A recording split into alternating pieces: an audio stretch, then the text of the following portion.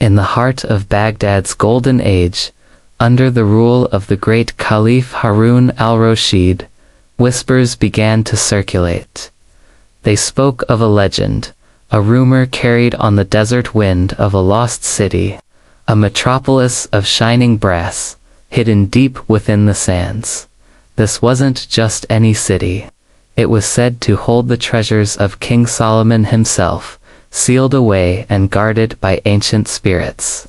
Relics of immense power and wisdom, waiting for someone brave enough to find them. The Caliph, a man of intellect and ambition, was captivated. He summoned his most trusted vizier, Ja'far ibn Yahya, and gave him a command that would echo through history. Gather my finest soldiers and my wisest scholars. Journey into the western deserts and find this city of brass. Bring me its treasures, and more importantly, bring me the truth behind the legend. And so, the grand expedition began. At its head was Musa ibn Nusayr, a commander known for his unwavering courage and deep faith. Armed with maps, holy texts, and a heart brimming with wonder, he led his men across the Euphrates and into a vast, unforgiving wasteland. The desert was a character in itself, the sun a blazing furnace, the dunes shifting like sleeping giants. The wind whispered in languages no living man knew, a constant reminder that they were treading on hallowed, forgotten ground. Days bled into weeks. The farther they traveled, the more the desert seemed to test their resolve. Then, one evening, they saw it a shape emerging from the sand. It was a colossal statue of a man, his stone face carved in an expression of eternal sorrow. An inscription on its base read, "I was a king who believed my glory would last forever. Now, I am but dust, and my only throne is the earth."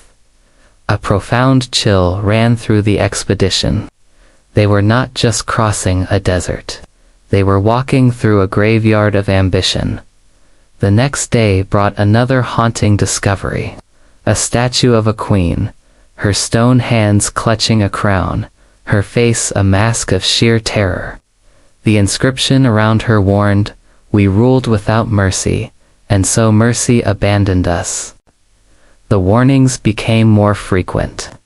Golden helmets filled with bone, walls of black glass that showed no reflection, and inscriptions that spoke of the poisons of arrogance and greed.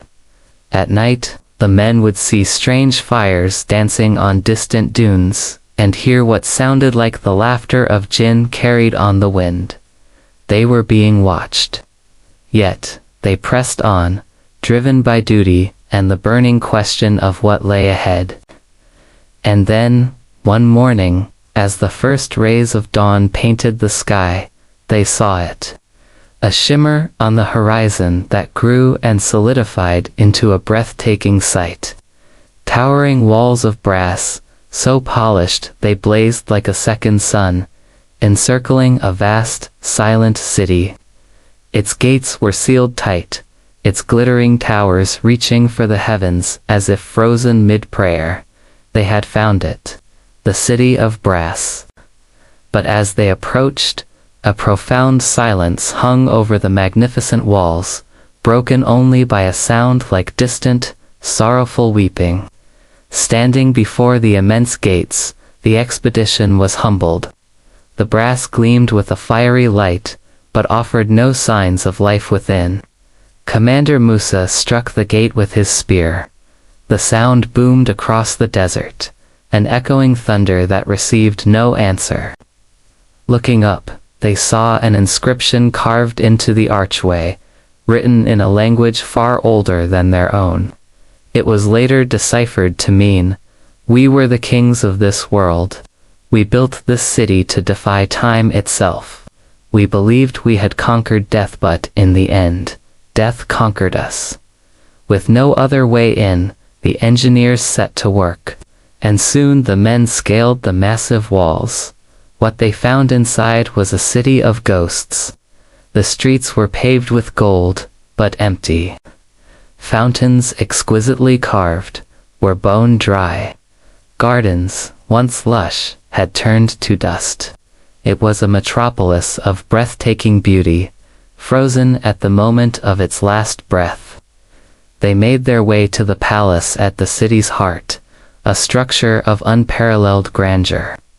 Inside the palace, a scene of chilling stillness awaited them. On thrones of onyx and marble sat skeletons, still draped in robes of the finest silk and brocade. Untouched crowns rested on their fleshless skulls, and jewels sparkled on their bony fingers. Their empty eye sockets stared out into an eternity of silence. One of the soldiers, his voice trembling, whispered, "They died clutching their riches, afraid to let go even in death." The air was thick with the weight of their story. Musa, though shaken, ordered his men to search the palace for the relics they were sent to find. They discovered incredible mechanisms, wonders of a lost science, golden birds that were built to sing, lamps that could glow without any fuel, and doors that opened without a touch. But it was all inert, silent, as if a great power had been switched off. The very pride that had fueled this city's creation had become its curse. In the grandest hall, they finally found what seemed to be the city's final testament, an ancient bronze tablet. Its engraving was clear, a direct message to any who might find them.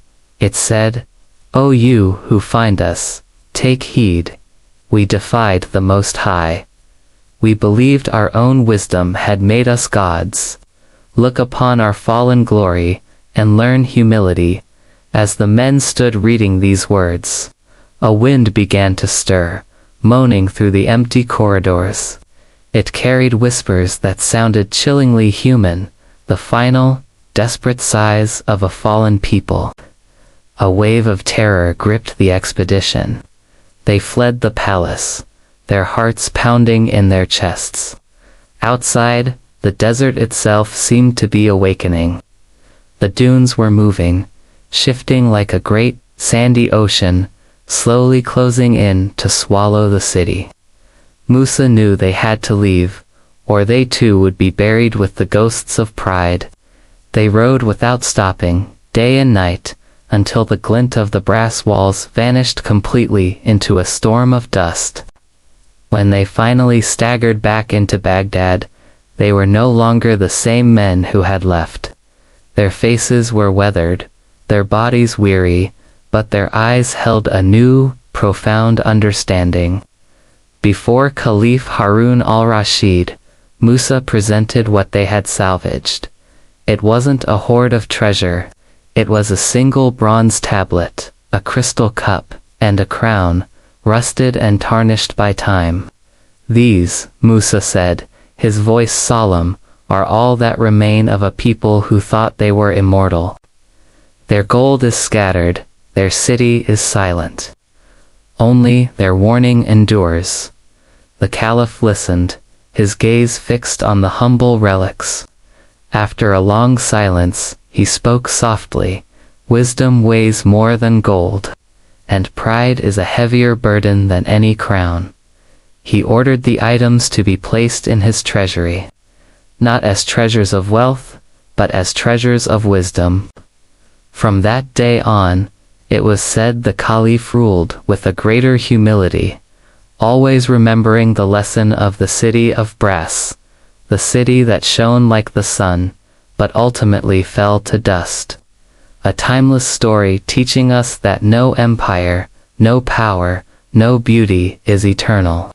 Only humility, and the wisdom to remember our place in the grand scheme of things, truly endures. Thank you so much for joining us on this journey into legend. If you enjoyed this story, please consider liking this video and subscribing to our channel for more tales from history and myth. We'll see you next time.